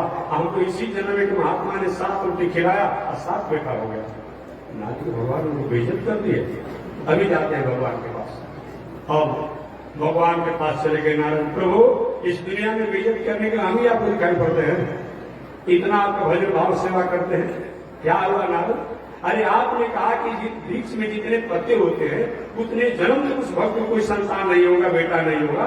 एक महात्मा ने कहा कि 1 रोटी 1 बेटा, 7 रोटी 7 बेटा, और 7 रोटी खिलाया भगत ने और उसको 7 पुत्र हो गया। हम क्यों झूठा बनाया गया? भगवान के नाम पहले तो अपने क्रोध शांत करो, हमारे को क्रोध मत करो, पहले मेरी बात को सुनो। तुमने क्या हमसे पूछा? तुमने हमसे पूछा कि प्रभु इस भक्त को संतान का योग है कि नहीं है, होगा कि नहीं होगा। तो मैंने योग बता दिया कि 1-2 जन्म की बात नहीं, सैकड़ों सैकड़ों जन्म में उसको कोई संतान का योग नहीं है। लेकिन जो महात्मा है उसको हम पर इतना विश्वास है कि हम जो कह देंगे वो भगवान को करना ही पड़ेगा, इसीलिए उसके काम को हमें पूरा करना है। ये होता है। इसीलिए जो काम को लकीर नहीं करता है वो काम को फकीर करता है, वही बताया गया। ये कौन कह रहे हैं? आत्मदेव जी कहते हैं प्रभु आप संत महात्मा भले हमारे भाग में नहीं है, लेकिन आप चाहेंगे तो हो जाएगा। सन्यासी जी के देखो भाई बात तो तुम विद्वान जैसा करते हो, लेकिन नहीं जानना ये जो सन्यास ज्ञान मार्ग पर रहने पर रात दिन आनंद ही आनंद का अनुभव होता है, ब्रह्मानंद का अनुभव होता है। छोड़ो सभी गृहस्थ आश्रम, इतना दिन तक परिवार पत्नी में रहा न, छोड़ो। आत्मदेव जी कहेंगे महाराज जी हम क्या बोल रहे हैं कि यार है तुमका सास नहीं जानते हैं क्या? हम भी पढ़ लिखे हैं, हम भी ज्ञानी हैं, हम भी विद्वान हैं। सुन लीजिए, पुत्रादिषु हीनोयम संन्यास शुष्क एव हि गृहस्थ सरसो लोके पुत्र पौत्र समन्विता। महात्मा जी सन्यासी जी पुत्र पौत्र इत्यादि का सुख जो है ये क्या है? ये श्रेष्ठ सुख है। ये सन्यास क्या है? ये शुष्क है। शुष्क क्या है? ये नहीं करना, ये नहीं करना, ये नहीं करना, ये नहीं करना, ये पूरा नहीं पूरा जीवन बीत जाता है, पूरा जीवन नहीं में बीत जाता है। अज्ञहस सरसों रोके, अज्ञहस आश्रम जो होता है ये सरस है। क्या है? जब बेटा नाती बाबा के अंगुली पकड़ करके 2 बरस का है, आज पुतली भाषा बोलते हुए जब चलता है तो होता है कि स्वर्ग तो होता होगा, लेकिन इससे बड़ा कोई स्वर्ग नहीं होता होगा। ये आप मुझे कहते हैं गृहस्थ सरसों लोके पुत्र पौत्र समन्वित। श्री महाराज हमें तो पुत्र चाहिए और नहीं पुत्र देंगे तो मैं आपको देखते देखते मैं अभी मरने जाता हूँ। थोड़ा सा भी प्रतीक्षा करें। हम महाराज बोले प्रतीक्षा किया नहीं आशीर्वाद देंगे तो मैं मरूंगा, मरने का पापा पर लगेगा। महात्मा जी सोचेंगे हम तो फंस गए, हम तो फंस गए, क्या करें? ये मरेगा, हत्या करो समाज मरेगा। कहीं फलहार करने के लिए कहीं आम का फल लिए होंगे और एक आम का फल खा के लो, इस फल को लो और अपने पत्नी को दे देना। अगर भगवान चाहेंगे तो निश्चित रूप में इस फल के प्रभाव से आपको पति पत्नी की मर्यादा से जो खाएगा उसको आगे वंश विस्तार का अधिकार प्राप्त होगा। लेकिन याद रखो पुत्र से क्या शांति और सुख मिल ही जाती है? सगर महाराज के 60,000 पुत्र थे, लेकिन 60,000 पुत्र कपिल मुनि के तेज से समाप्त हो गए। और भी बहुत लोगों की बात आती है, लेकिन तुम कहते हो तो अपनी पत्नी को फल दे देना, लेकिन उस पुत्र से तुम्हें सुख नहीं होगा। मैं भी वचन दे रहा हूं, तुम्हारे दुराग्रह पर मैंने तुमको फल दिया। देखिए, संत महात्मा शास्त्र ईश्वर धर्म से आग्रह करना चाहिए, दुराग्रह नहीं करना चाहिए। आग्रह और दुराग्रह में क्या अंतर है? आग्रह और दुराग्रह में क्या अंतर है? हर कोई कहते नहीं काम मत कीजिए, ये नहीं होना तो बहुत उसको मत कीजिए। जैसे आप महात्मा जी, हमारी इच्छा है मैं यहाँ पे भोजन कराऊं, हमने कहा कि देखिए भैया फलहारी आदमी है और सौभागी आदमी है, हमारे महात्मा बनाते प्रसाद रखाते हैं, बाकी ऐसे तो नहीं चलता है। अरे महात्मा जी हम इतना श्रद्धा से बना रहे हैं, नहीं खाएंगे हमारा प्रेम पर भक्ति पर कुठाराघात हो जाएगा, ठेस पहुंचेगा, नहीं आपकी भावना में हम खा भी देंगे, इससे बहुत फायदा है आपको नहीं। आग्रह करना चाहिए, दुराग्रह नहीं करना चाहिए। 3 उदाहरण है भागवत का और वाल्मीकि रामायण का। भगवान श्री राम जब अयोध्या से जंगल की राह चलने लगे, सीता जी से गए कि सीते तुम सास ससुर की सेवा कर, देवर की सेवा करना, मंत्रियों को मंत्रणा देना, 14 वर्षों के बाद हम लौट लेके आ जाऊंगा। सीता जी ने क्या कहा? प्रभु कैसे आप सोच ली?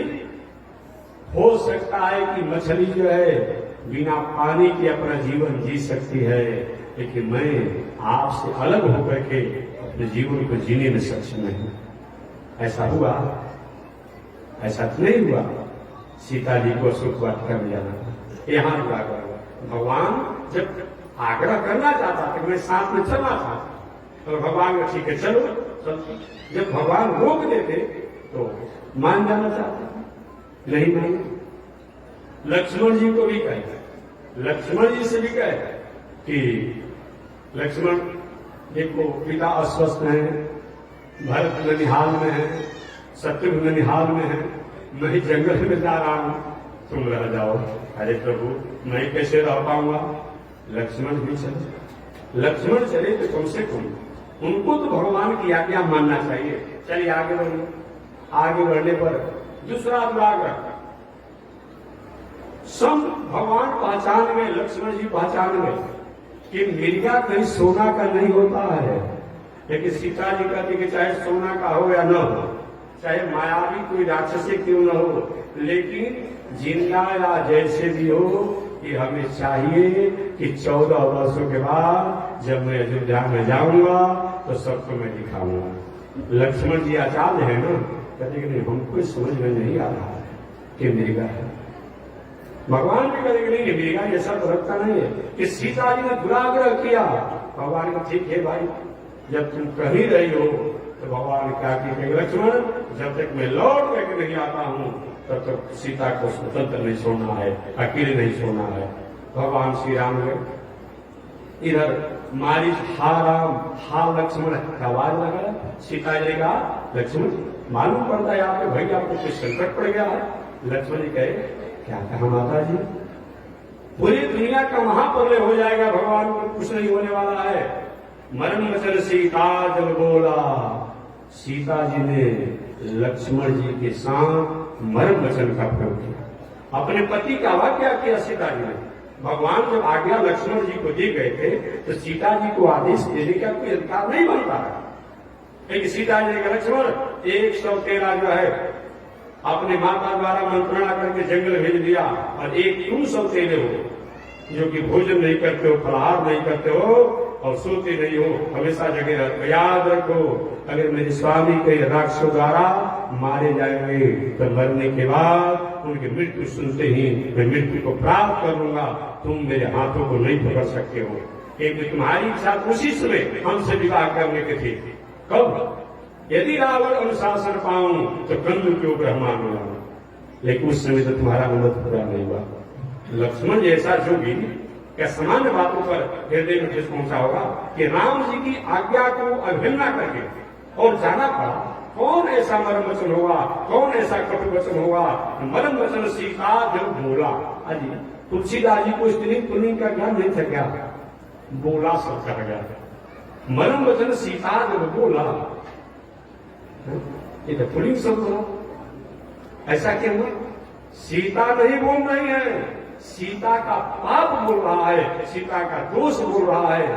तो पाप जो होता है वो पुलिंग होता है, इसीलिए मरम वचन सीता जब वहां दुराग्रह हुआ, वहां दुराग्रह हुआ। परिणाम क्या हुआ? मायावी लंकेश रावण आया और सीता जी को ले गया। तीसरा बार दुराग्रह, जब लौट करके सीता जी अयोध्या में आई तो आने के बाद भगवान श्री राम ने कहा सीता जी को इच्छा है, सीता जी का हमारी इच्छा है कि किसी ऋषि तपस्वी के आश्रम पर कुछ दिन रहने का मौका मिलता है। अरे भगवान स्वयं साथ में, अब क्या जानेंगे? कोई अगला दिन समाज में एक लोकापवाद हुआ और लोकापवाद के कारण सीता जी को वाल्मीकि जी के आश्रम पर किया। इसीलिए आग्रह करना चाहिए, दुराग्रह नहीं करना चाहिए। दुराग्रह का परिणाम अच्छा नहीं दिखा। सन्यासी जी ने आत्मदेव जी से कहा, आत्मदेव देखो पुत्र का योग तो नहीं है, लेकिन तुम दुराग्रह करे तो लो, फल तो लो, लेकिन पुत्र से सुख नहीं है। महाराज सुख की बात छोड़िए ना, अपने पुत्र तो होने दीजिए। फल तो लेकर गए और अपनी पत्नी धुंधली के पास गए। हे बावरी, अब हमारा घर में भी बालक प्रकारी करेगा, अब कोई हमें भी उड़ाना नहीं देगा, ताना नहीं मारेगा। ऐसे में से संत नहीं कहे, एक बहुत बड़े उच्च कोटि के संत ने फल दिया है और फल को खाओगी तो तुम पुत्रवती हो जाओगी। धुंधली ने विचार किया कि नाराज होकर गए थे मरने के लिए, अभी कुछ बोल दूंगा तो नाराज हो जाएंगे, हमारा ठीक है दीजिए फल, मैं पवित्र होकर के इस फल को खा लूंगा। ले लिया, फल को ले लिया और लेने के बाद फल लेकर के रोने लगे। हे भगवान, मेरे पति इतने बड़े विद्वान, इतने बड़े ज्ञानी, मैंने कहा बुद्धि एक फकीर संत ने मार दिया। बाला फल खाने से कहीं बेटा होता है, अब फल खाने से बेटा होता तो कितने फल बेचने वाले राजा हो जाते। जिनको बेटा नहीं है उनको फल दे देते, पैसा भी मिलता और उसका फल बिक्री होता, उसको पुत्र भी हो जाता। भला ऐसा होता है? मेरे पति के बुद्धि को मार दिया उस संत ने। दूसरी बात कभी हो सकता है कि फल में गुण नहीं है, इस संत महात्मा के वाणी में, तपस्या और साधना में गुण होता है। अच्छा, कोई व्यक्ति हेलीकॉप्टर का, जहाज का इंजीनियर बन सकता है क्या? वैज्ञानिक बन सकता है क्या? नहीं बन सकता है। जो पढ़ा लिखा है वही बनेगा। कोई व्यक्ति किसी तकनीकी जो किसी गाड़ियों में फाल्ट है उसको देख सकता है क्या? जो पढ़ा लिखा है वही नहीं कर सकता है। तो ये विद्या भी है, सब कुछ कहने से कैसे हो जाएगा? तो संत महात्मा का वाणी क्या महत्व होता है? पुनः कहती है कि अगर कहीं फल खा ले, अगर गर्भ रहने को हो जाए, कहीं गर्भ का बालक सुखदेव मोती कहीं 2-4 महीना तो अधिक रह गया तो मेरा कल्याण हो जाएगा। गर्भ में बालक रहेगा, हम मर जाऊंगा। या दूसरा, दिन भर में 3 हाली भोजन करती हूँ, गर्भ में जब बालक हो जाएगा तो भोजन तो मेरा कम हो जाएगा, कम हो जाएगा तो हमारी ननद आएगी और सारा धन संपत्ति लूट के चली जाएगी, चोर कहीं आएगा लेकर भाग जाएगा। अनेक प्रकार के उत्तर को धुंधली सोचने लगी। उसी समय उसकी एक बहन जो बगल गांव में विवाह हुआ था आई, अरे क्या सोच रही हो? एक मेरे पति ने इस प्रकार से संत द्वारा पत्र आया है और खाने से करेगा पुत्र होगा। उसकी बहन के क्या बिगड़ा है? फल को नुकसान करता है। अरे फल खा लो, अगर होगा तो अच्छा है, नहीं तो नुकसान तो पहुंचने वाला नहीं। बहन, संत के वचन पर विश्वास तो है, लेकिन अगर कहीं पुत्र हो जाएगा तो पालन पोषण का बहुत बड़ा झंझट होगा। सबसे तो दुनिया में वही सौभाग्यशाली स्त्री है जिसको कोई पुत्र का, बेटा बेटी का कोई झंझट नहीं है। अकेले खाना, अकेले सोना, अकेले नहीं। उसने कहा तो उसकी बहन ने कहा तुम चाहती क्या होगा? उसकी बहन ने कहा तुम चाहती क्या हो धुंधली? तो धुंधली का मैं यही चाहती हूँ कि फल का परिणाम भी हम लिख ले, अब फल हमें खाना भी न पड़े, अब पुत्र भी हमें हो जाए। ऐसा कोई उपाय है? उसकी बहन ने कहा हमारे पास उपाय तो है। कौन सा उपाय है बताओ? तो उसकी बहन ने कहा देखो हमको संतान होने वाला है और मेरा उम्मीद है कि इस बार मेरे पुत्र ही होगा, पहले से मेरे पुत्र और है तो मेरे पुत्र होंगे। तो इस फल को अपनी जो बहुत दिन से बंध्या गाय है उसको खिला दो, महात्मा जी के वचन का पता चल जाएगा। तो फल खिला दो गाय को, मुझे पुत्र होने वाला है।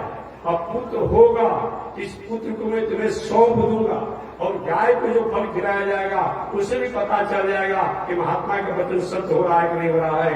और जब तक से हमको पुत्र नहीं हो रहा है तब तक तुम न खड़ा करना कि हमको तो फल फायदा कर गया, ताकि तुम्हारे पति को विश्वास हो जाए और तुम्हारे पर प्रसन्न हो जाए। और जो हमारा पुत्र होगा तो बस उस पुत्र को लाकर मैं तुमको दे दूंगा, और उसके बदला में हमें कुछ तुम धन को दे देना। इधर मैं अपने घर परिवार में यह प्रचार कर दूंगा कि मुझे संतान तो हुआ, लेकिन जन्म लेते ही वो बालक मृत संतान जन्म हुआ, तो मेरा भी प्रतिष्ठा बच जाएगी, वो पुत्र मुझे तुम्हें लौटा दूंगा, और गाय को जो फल खिलाया जाएगा उसको भी पता चल जाएगा। और दुनिया बहन, अगर कोई बहन हो तो तुम्हारे जैसा मिनट में मेरे सारी समस्याओं को तुमने समाधान कर दिया, बहुत अच्छी बात। वही धुंधली ने उस फल को अपनी गाय को खिला दिया, और अब हर महीना नखरा करने लगी अपने पति आत्मदेव से, क्रिया चरित्रम प्रशस्त भागम नहीं बोल जाना। ये सबकी बात नहीं है, जो चंचल जो नारी होती है सभी नारियों पर लागू नहीं होगा। महाराज महात्मा जी बहुत बड़े साधक हैं, उनका फल तो फायदा कर गया, हमको अनुमान हो रहा है कि हमारे घर में बालक का अधिकार प्राप्त हो गया। अच्छा, भगवान बहुत बड़ी कृपा की। अब आप मुझे जी जब भी गलियों में सुनो देख लेना, कुछ दिन के बाद मेरे भी घर में किलकारी करने वाला बेटा होगा, और मैं भी उंगली पकड़ कर बालक को घुमाऊंगा, देखना तुम लोग ऐसे चिंता में। समय बीतने लगा, बीतते जैसे जैसे उसकी बहन को लड़का गर्भ में बढ़ रहा था, उस प्रकार ये भी न खड़ा करके पंडित जी से बताते हैं, महाराज बहुत महात्मा जी साधक है, बहुत उनका तपस्या साधना अच्छा है, मुझे संतान का अधिकार प्राप्त हो गया। समय बीतते चला गया, और उसकी बहन को पुत्र हुआ, और पुत्र हुआ तो उसने अपने घर में प्रचार कर दिया, मेरा पुत्र तो जन्म लिया, लेकिन जन्म लेते ही मृत्यु को प्राप्त हो गया। और इधर उस पुत्र को अपनी बहन के यहाँ पहुंचा दिया, धुंधली किया, और धुंधली जो है अब चारों तरफ प्रचार कर दिया। भगवान ने बहुत बड़ी कृपा किया, मुझे बुढ़ापा में पुत्र हो गया। पूरे गांव के लोग भी, क्षेत्र के लोग भी धन्यवाद दिए। समय बीतने लगा, और उसका अपना बेटा हो तब तो, अपना बेटा तो था नहीं, बहन के बेटा तो ले लिया। अब इसको दूध कैसे पिलाया जाए, तो बहन से सलाह हुआ कि सुनो, मैं अपने पति से कह दूंगा कि हमको पुत्र तो हो गया जी, लेकिन दूध हमको नहीं हो रहा है बेटा को पिलाने के लिए। तो हमारी बहन, उसको पुत्र हुआ था, उसका पुत्र जन्म लेते ही मर गया, कि क्यों न उसी को बुला लिया जाए, क्योंकि हमारी बहन है और वो दूध पिला करके हमारे बेटा का पालन पोषण करेगी, और उसके बदला उसे दे दिया जाएगा। आपने ठीक है, बुला लो। वही बुला लिया गया, उसकी बहन रहने लगी, और रह करके उस बालक का पालन पोषण करने लगी। उसका ही पुत्र था। कुछ दिनों के बाद, लगभग 3 महीनों के बाद, उस गाय को जो फल खिलाया गया था उससे भी एक बालक नहीं हुआ। वो बालक का कान गाय के कान के समान, और शरीर जो है वो मनुष्य के समान हुआ। दोनों बढ़ने लगे, एक कुख्यात हुआ, एक विख्यात हुआ। क्या हुआ? एक कुख्यात हुआ और एक विख्यात हुआ।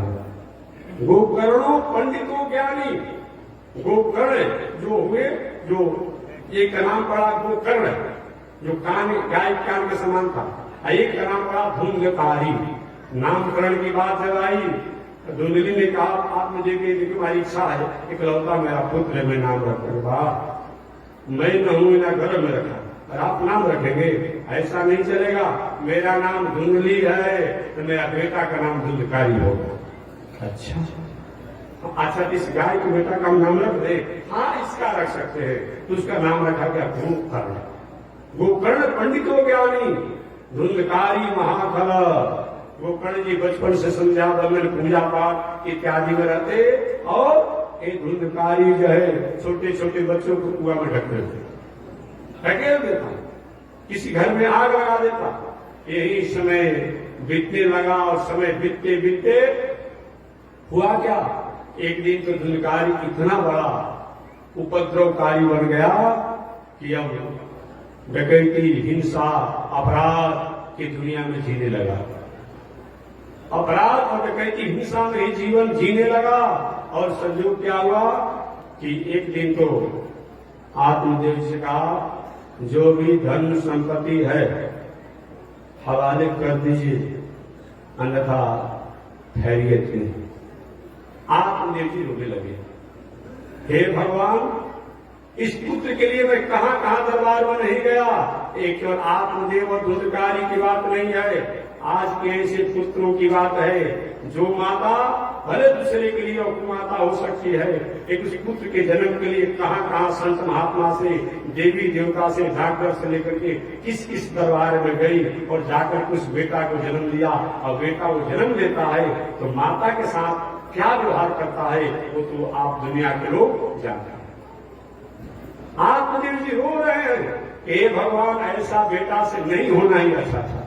उसे महात्मा जी कहते हैं कि पुत्र से सुख नहीं होगा, नहीं माने। और कहते हैं, एक कथा में सुनाता हूं व्यवहारिक। एक बार लोहा और सोना दोनों आपस में वार्तालाप कर रहे थे।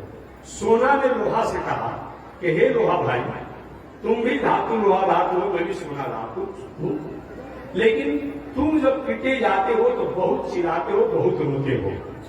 सोना ने लोहा से कहा, लेकिन लोहा को जब पीटा जाता है कितना बड़ा आवाज होता है। और सोना की कारीगरी होती कुछ जानता है, बगल में आप बैठे हुए पता नहीं चलेगा। सोना ने कहा कि तुम भी पीटे जाते हो, हम भी पीटे जाते हैं, लेकिन तुम जब पीटे जाते हो तो बहुत चिल्लाते हो, बहुत रोते हो, और हम पीटे जाते हैं। सोना कहा, हम ऐसे नहीं रोते हैं। रोते हुए लोहा ने कहा, भाई जी, आप लोहा के हथौड़े से पीटे जाते हैं, इसलिए दूसरे द्वारा अपमान होने पर बर्दाश्त हो जाता है, लेकिन हम लोहा हैं और लोहा के हथौड़ा से पीटे जाते हैं, ये आह बर्दाश्त नहीं होता है, इसमें पुकार फाड़ कर उठे। अपने लोगों द्वारा जब परेशानियां होती है ना, तो आह दूर कर जाता है। आत्मदेव कहते काहे के पुत्र हो गया, नहीं पुत्र होता तभी अच्छा था। जिस पुत्र ने मेरे दिवाले जैसे घर को शमशान बना दिया, जहां गीता, विष्णु सहस्रनाम और रामायण के पुस्तक कहा करते, वहां बोतल और मछली मांस इत्यादि सब रहे, ये क्या हो गया। तो पिताजी आपकी बुद्धि सब्जी आ गई है, रहना हो तो रहिए, न जल्दी भागिए आपसे। एक दिन गोकर्ण जी भी पिता कहते थे।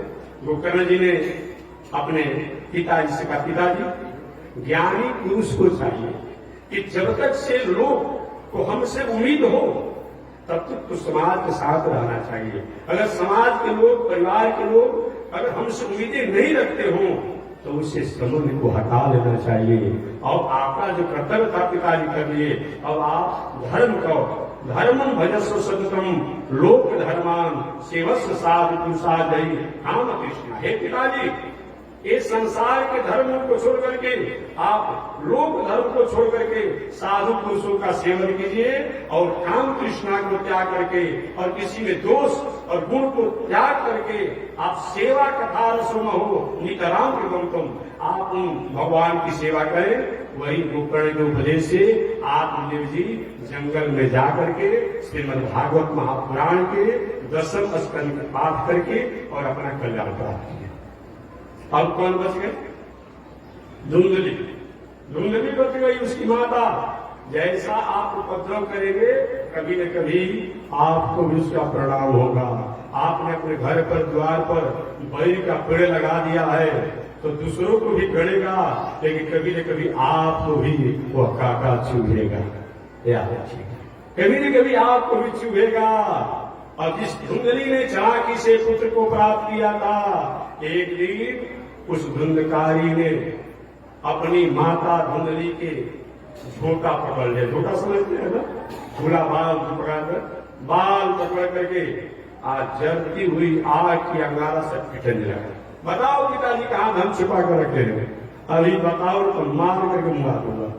देख रही हो ना, अरे अब हमारे पास बचा कहाँ है धन, सारे धन को तो तुमने विश्वालय में और जुआले में और अपराध में समाप्त कर दिया और कोई धन बचा नहीं है। कि नहीं, रात को का मौका देता।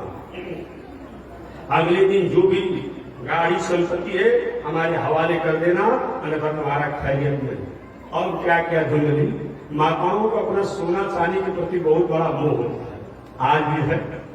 तो एक बात व्यवहारिक कर दूं आप माताओं से, कहीं भी किसी के विवाह शादी जौन उपनेत पूजा पाठ तो हमारे यहाँ नहीं जाइए, तो आप सोना चांदी के आभूषण पहन कर मत जाइए।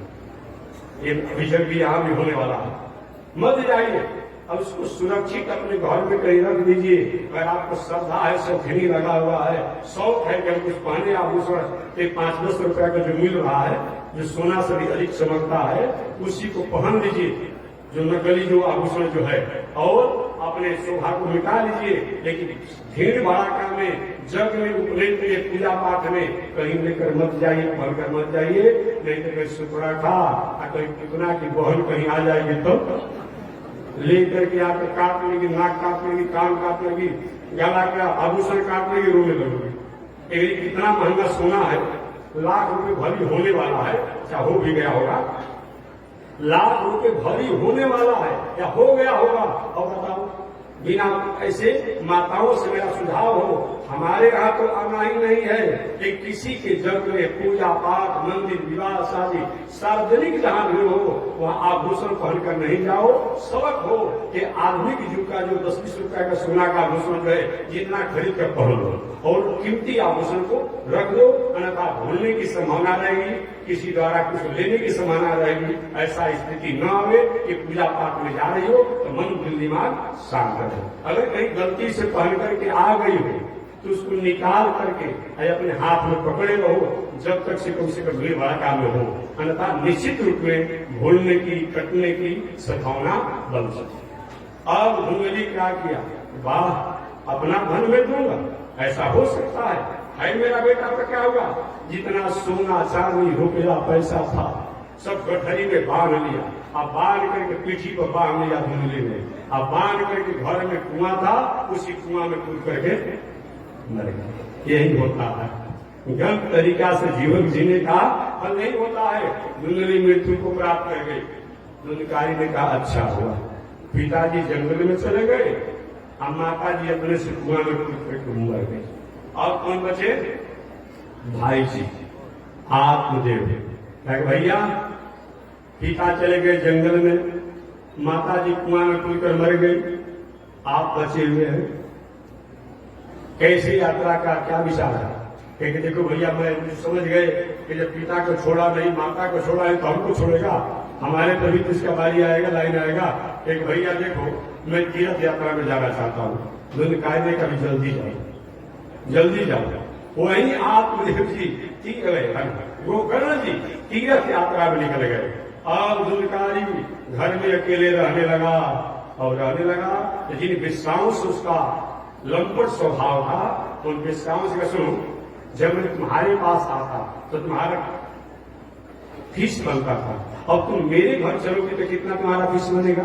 विश्राव ने कहा आपके जीवन की गाड़ी से गाड़ी जो भी कमाई होगी उस पर सब मेरा अधिकार होगा। धुंधकारी ने कहा बचा ही कौन है, चलो तुम्हारे अलावा है कौन, सब कुछ तुम्हारा ही होगा। इस प्रकार धुंधकारी ने 5 वेश्याओं को ला करके और घर में ही डेरा डलवा दिया, घर में डेरा डलवा दिया, वही रहने लगी। अब धन संपत्ति जितना था सब था। एक बात व्यवहारिक में कहो, कभी भी आप नहीं बता सकते हैं, किसी घर में 10 लोग, 20 लोग, 25 लोग लड़की हो, विवाह करने में पिता चाचा भाई को परेशानी होती हो, लेकिन दिवालिया नहीं जाएंगे, दिवालिया नहीं होंगे। लेकिन 1000 बीघा 100 बीघा करोड़पति आदमी वेश्यावृत्ति, जुआखोरी, हिंसा इत्यादि अगर दोष है तो उनको दिवालिया होने के अनेक उदाहरण मिलते हैं।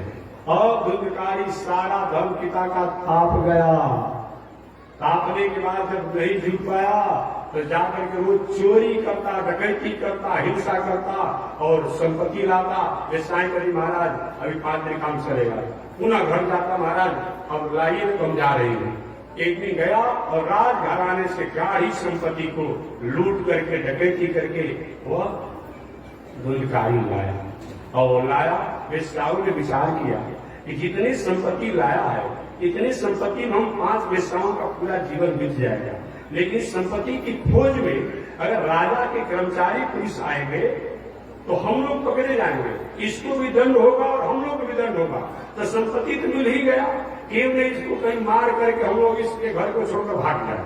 वेश्याओं ने क्या किया, उसको खूब शराब पिलाया, और शराब पिलाने के बाद जब उस मौसम में जब हो गया, नाराज मत होगा भाई, कोई पीता खाता होगा, मैं बता दिया। जब पीने वाले को क्या मौसम होता है तो आप लोग पता नहीं है, 20 फीट पर उड़ जाता है, उड़ता नहीं है लेकिन उसको अनुभव होता है, 20 फीट नीचे गिर जाएगा। और जब नशा में रहेगा सारी दुनिया उसकी पॉकेट में, सारी दुनिया पॉकेट में। और जब भी नशा उतर जाता है, देखिए कैसा रहता है, मालूम पड़ता शरीर कुछ दम में नहीं है। अब वेश्याओं ने शराब पिला, और शराब पिलाने के बाद नशे में हो गया भिखारी, तो उसको लिटा दिया सैया पर, दोनों हाथों को बांध दिया, दोनों पैरों को बांध दिया, और बांध करके गला दबा करके मारने लगी, मुआने लगी, चिल्लाने लगा, क्यों मार रही हो, सारा धन तो तुम्हारा ही है, अब मार क्यों रही हो सकता है महाला के लोग जान जाएंगे। और उन वेश्याओं ने आग के जलती हुई अंगारे को उसके मुंह में ठूस करके और उस भिखारी को मार डाला, और मरने के बाद वही आंगन में खान करके गढ़ा, और उसी में भिखारी को गाड़ दिया। वेश्याएं कुछ दिन 2-4-10 दिन रही, और रहने के बाद सारा संपत्ति लेकर के संपत्ति हो गई। आत्मदेव का देवालय जैसा घर जो है आज शमशान बन गया, कब्रिस्तान बन गया। संत के साथ दुराग्रह करने का फल है, दुराग्रह करने का फल है। और कोई उस घर में नहीं है। तीर्थ यात्रा करके जब गोकर्ण जी महाराज आए तभी छोड़ देते इतने पर, क्योंकि कथा आगे है, आप लोग को समय हमारा हो गया है, तो 5 मिनट पर पूरा कर देते हैं, तेजी पूर्वक कल विस्तार करेंगे।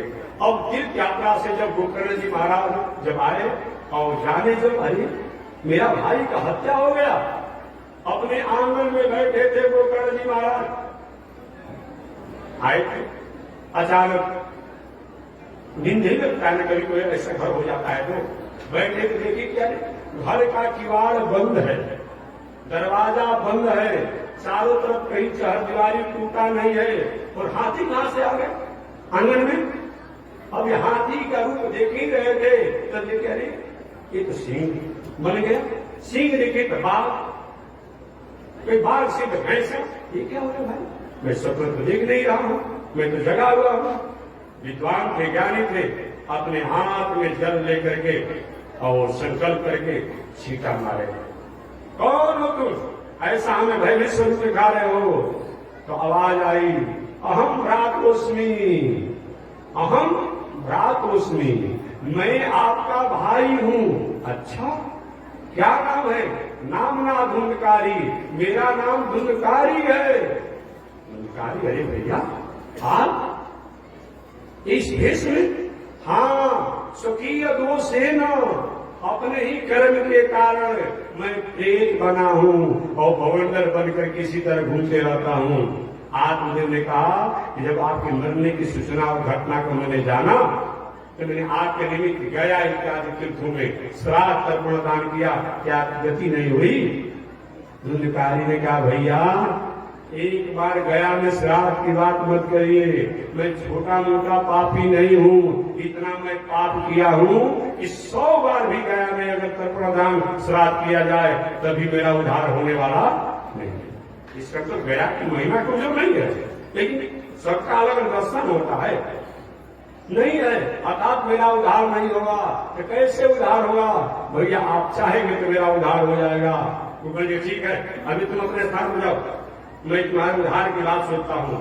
और आत्मदेव जी रात भर सुनते रहे, प्रातः काल स्नान ध्यान संध्या बंदन किए, सूर्य का ध्यान किए कि प्रभु मेरे भाई का कैसे उद्धार होगा।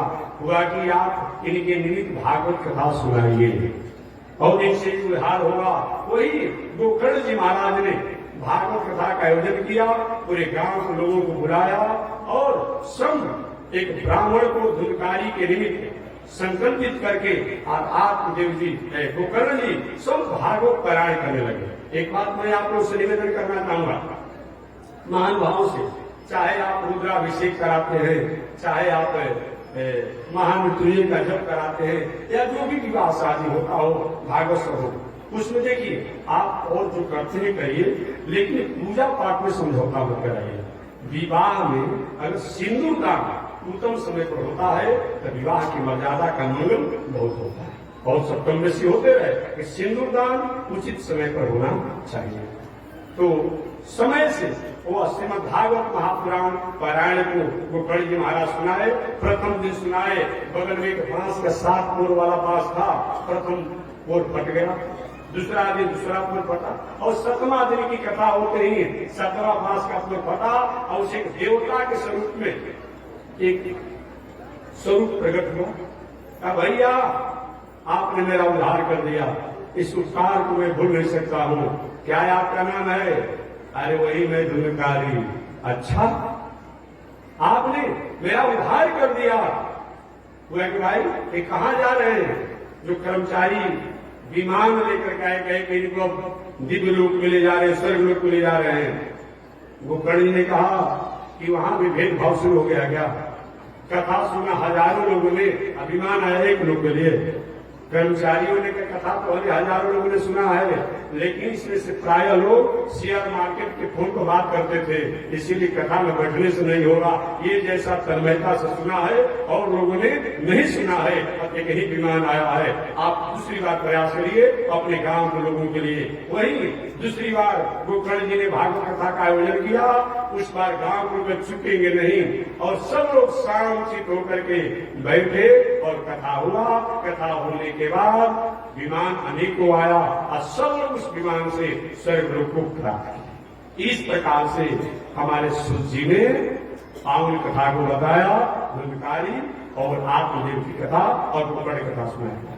आगे सूत जी से समझ के महाराज जी इसका महात्म क्या है, कैसे सुनना चाहिए, उपास से सुनना चाहिए कि पहाड़ होकर सुनना चाहिए कि दूध पी के सुनना चाहिए कि घी पी कर सुनना चाहिए। सबसे अच्छा तो बताया गया है उपास रह के सुनना चाहिए।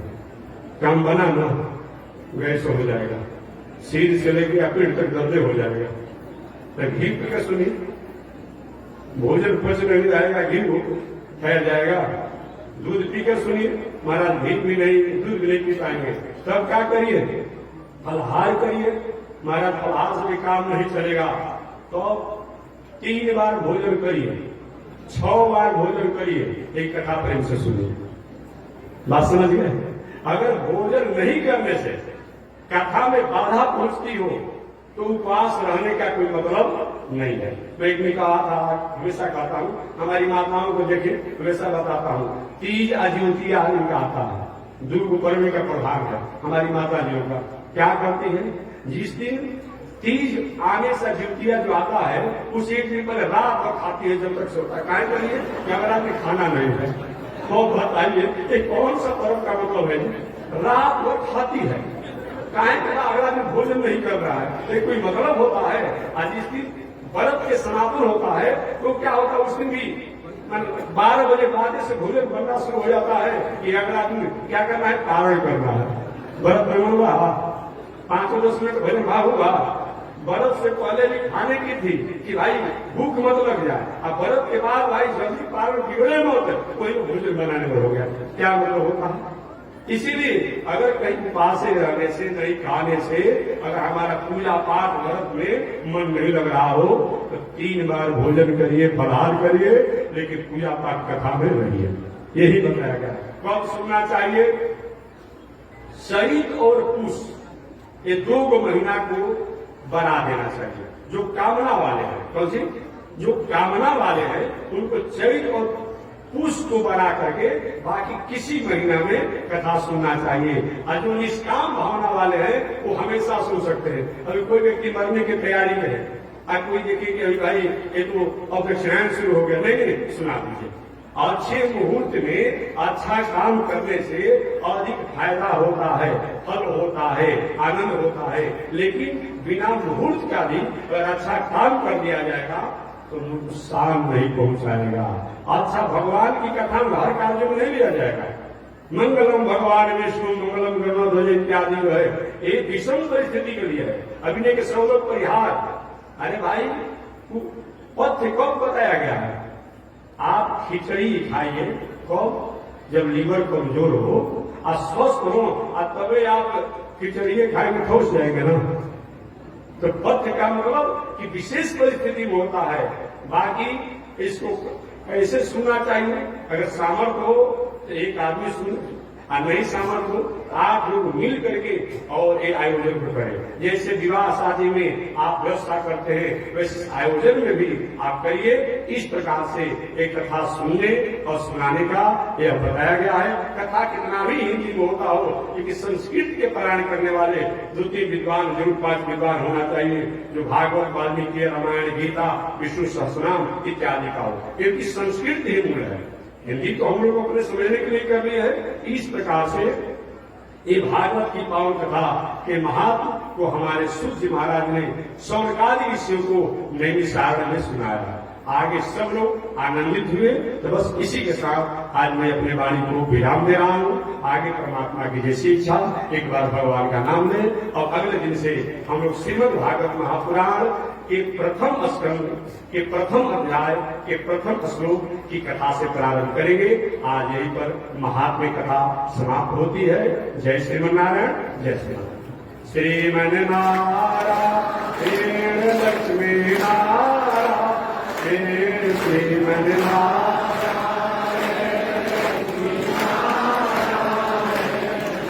श्रीमन्नारायण नारायण नारायण, श्रीमन्नारायण नारायण नारायण, श्रीमन्नारायण लक्ष्मी नारायण, श्रीमन्नारायण लक्ष्मी नारायण, श्रीमन्नारायण नारायण नारायण, श्रीमन्नारायण नारायण नारायण। बोलिए श्री लक्ष्मी नारायण भगवान की, विश्व जगदाचार्य श्री चिरंजी स्वामी जी महाराज की। हरि ओम। शांति शांति शांति। श्री गुरु पूर्णिमा महामहोत्सव की।